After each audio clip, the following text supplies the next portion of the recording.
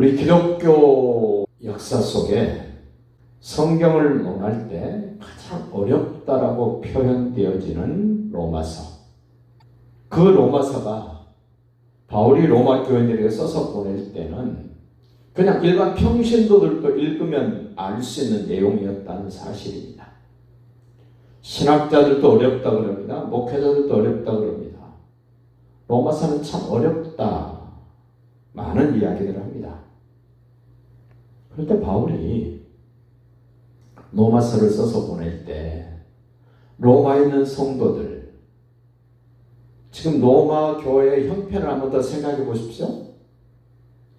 로마 황제가 모든 유대인들은, 모든 그리스도인들은 로마를 떠나라고 명령했을 때 유대인으로서의 그리스도인이었던 사람들이 로마를 다 떠나버렸습니다.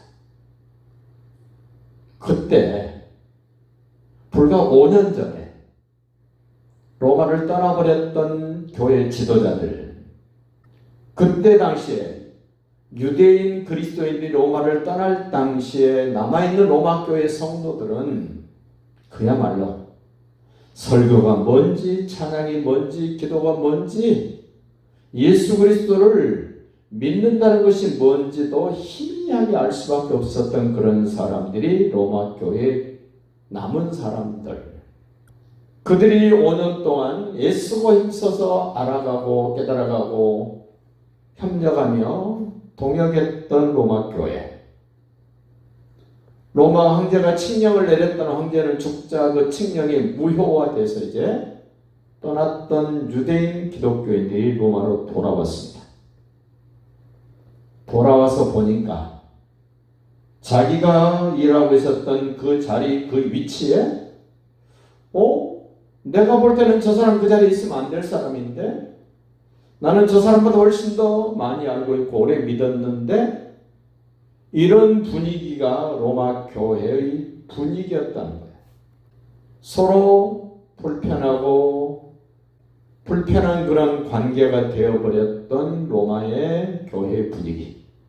그 내용을 너무 잘 알고 있었던 바울이 하나님을 떠난 죄인은 믿음으로 구원 얻는다는 이 엄청난 복음의 말씀을 전하고 이제 12장부터 그렇게 믿음으로 의로워진 사람들은 이러이러한 생활을 해야 된다라고 가르쳤던 로마서의 후반부, 그 중에서도 특별히 16장에서는 어떤 신학자는 6부류의 사람들이 등장을 한다.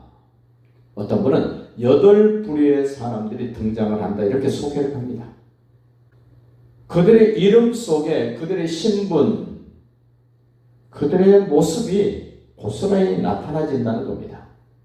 다양한 형태의 사람들이 등장했기 때문에 더더군다나 화합하기가 쉽지 않았을 것이고 협력하고 연합하는 것이 쉽지 않았을 것인데 로마 황제의 칙령으로 유대인 기독교인들이 로마를 다 떠나버리고 로마 교회에 남아있었던 로마 사람이나 이방인들에 의해서 로마 교회가 꾸러져 갈 때 얼마나 힘들었을까. 근데 다시 돌아왔을 때 다양한 계층의 사람, 다양한 부류의 사람들이 모여있는 로마 교회, 어떻게 하면 연합하고 협력할 수 있을까?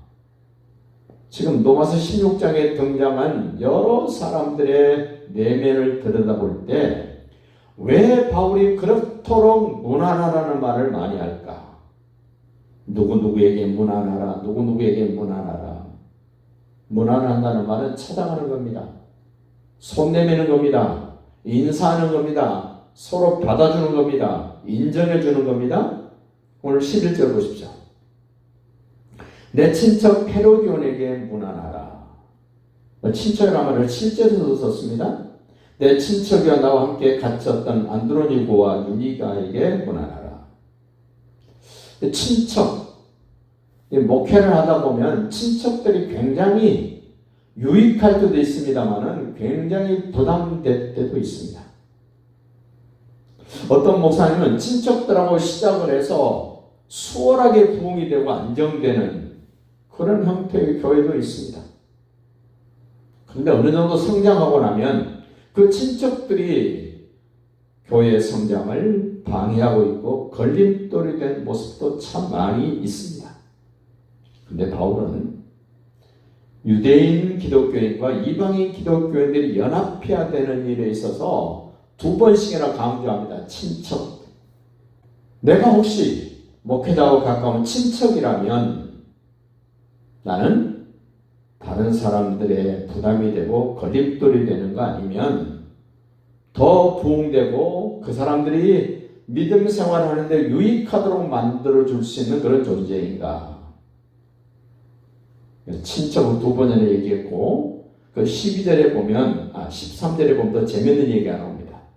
주 안에서 택하신 분은 루포와 그의 어머니에게 문안하라. 그의 어머니는 곧 내 어머니니라.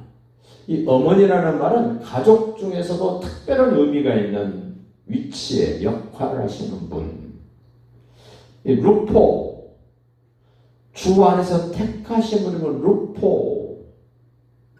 복음서에서 그 예수님이 십자가를 지시고 예루살렘으로 골고다로 가실 때 구레네 사람 시몬, 그 억지로 예수님의 십자가를 졌던 사람, 그 동생이 지금 루포로 소개가 됩니다. 억지로 예수님의 십자가를 졌던 구레네 시몬.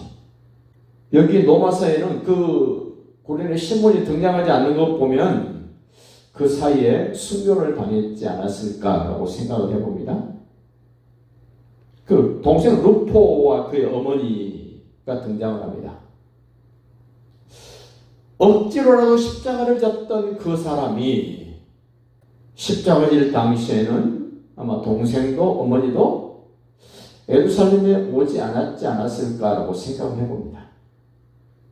그렇다면 억지로라도 예수님의 십자가를 유일하게 접었던 사람, 예수님의 피 흘려 죽으신 예수님의 부활도 생생하게 경험했을 것 같은 이 구레네 시몬.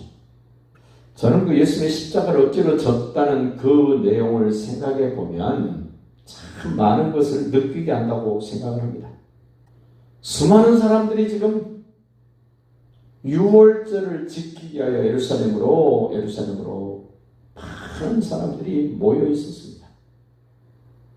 많은 사람들의 틈 사이에 무슨 일인가 하고 사람 사이를 삐짓고 얼굴을 내밀고 그 예수님의 십자가 지시고 쓰러지고 있는 그 장면을 보았던 사람. 웬일입니까? 그 병사와 이 구레네 시몬이 눈이 마주쳤을 때 어떤 마음이었을까? 왠지 찜찜하고 왠지 불편한 그 눈 마주침. 갑자기 불러냅니다. 너 이리 나와. 수많은 사람들이 대신 십자가에 져야 될 그 사람이 앞으로 투벅투벅 걸어 나오는 것을 많은 사람이 봅니다. 사람들이 그런 생각 안 했을까요? 저 사람은 무슨 죄를 졌길래 십자가를 지게 하여 앞으로 나오나?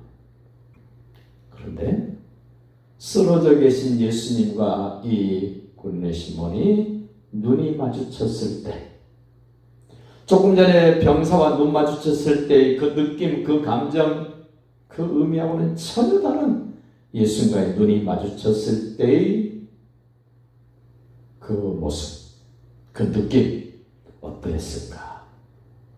우리도 그런 거 한번 경험해 보면 참 좋을 것 같습니다. 세상 모든 사람을 품을 수 있는 예수님의 그 인자한 눈빛, 사랑으로 은혜로 감싸시는 예수님의 그 눈빛이 조금 전에 받았던 병사와의 눈맞춤에서 어그러졌던 불편했던 것들은 온데간데 없어져 버리고, 처음에 구레네 시몬은 병사들에 의해서 자기 어깨에 무거운 십자가가 지워졌을 때 얼마나 고통스럽고 얼마나 민망스러웠을까. 근데 십자가를 져보니까 내가 십자가를 지는 것이 아니라 십자가가 나를 안고 간다는 느낌을 받았을 거예요. 우리가 주님의 일을 할 때 내가 지고 간다, 내가 힘써서 한다라는 것보다는 그 주님이 내게 맡겨주신 그 일이 나로 하여금 삶만 나게 만들고 나에게 엄청난 힘이 되고 증거가 되고 복이 된다는 사실. 이 지금 루포와 그 어머니를 생각하면 그 장면을 지울 수가 없습니다. 그 고레네 시몬은 예수님의 그 십자가의 사건, 부활 사건, 승천 사건을 경험하고 분명히 그는 자기 어머니에게, 자기 동생에게 예수님에 대한 이야기를 했을 것입니다. 그런데 지금 로마 교회 루포와 그의 어머니가 등장을 합니다. 그리고 바울은 그분은 내 어머니야. 어떻게 복음을 위하여 하나님의 나라를 위하여 헌신했으면 바울이 이런 표현을 쓸까? 그리고 12절을 보면 주 안에서 수고한 두루베나와 두루보사에게 문안하라. 주 안에서 많이 수고하고 사랑하는 버시에게 여기 수고한다는 말이 나옵니다. 교회를 위해서 복음을 위해서 하나님의 나라를 위하여 수고할 줄 아는 사람. 우리가 수요일에 이렇게 기도의 말씀을 나누고 찬송하고 짧게 기도하는 것도 수고하는 것입니다. 지금 현대를 사는 사람들은 할 수만 있으면 수고를 안 하려고 그럽니다. 그래서 더 그런가요? 주 안에서 수고한 두루베나 두루보사, 많이 수고한 그리고 사랑하는 버시.